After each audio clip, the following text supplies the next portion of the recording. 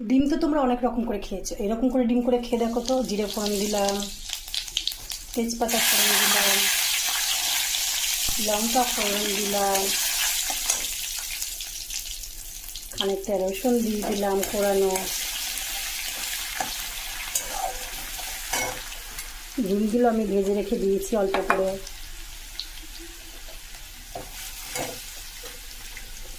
এবার আমি পেঁয়াজ দিয়ে দিলাম, দিয়ে রান্না করবো। দেখো এত টেস্টি হয়, না খেলে তোমরা বুঝতে পারবে না। ঠিক আছে, ডিমটা ভাজা ভাজা হোক, সরি পেঁয়াজটা ভাজা ভাজা হোক, একটু লবণ দিয়ে দিই, ভাজতেই থাকুক।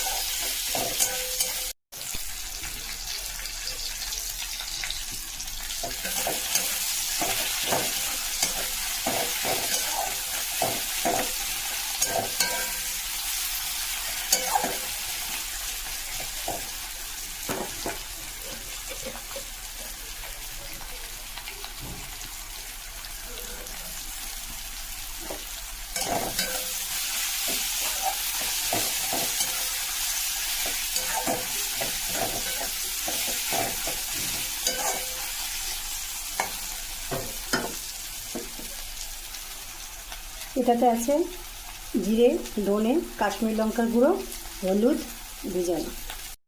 মশলাটা দেখো সুন্দরভাবে কষে গেছে। আমি ডিমটা কী দিয়ে রান্না করছি দেখো, দেখো তো চিনতে পারো কি না। খেয়েছো কোনো দিনও গাঠি আর আলু দিয়ে? যদি না খাও তো করে খেয়ে দেখো। মাছের এক টেস্ট, ডিম দিয়ে করলে আর এক রকম। খুব কষুক তরকারিটা। দেখো মানুষের সংসার মানেই কিছু না কিছু থাকে না। ধরো আজকে ডিম রান্না করলাম, হয়তো আলু কম আছে, আমি তাতে সয়াবিন দিয়ে দেবো। হয়তো দুটো গাঁটি আছে, গাঁটি রান্না করার মতো মাছ নেই, নিরামিষ করাই যায়, কিন্তু ডিম আছেই যখন, আমি ডিম দিয়েই করি না কেন, একটা পদ হয়ে গেল। সংসার মানেই তো কষ্টে দুঃখে সুখ দুঃখে মিলেমিশে।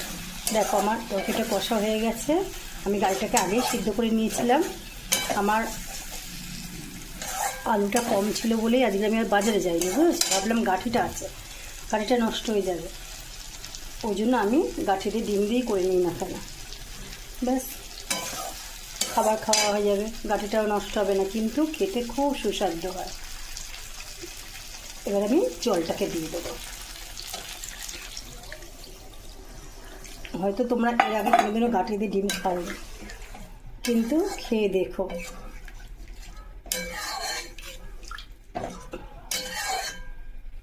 সিদ্ধ হোক, তরকারিটা ফুটুক,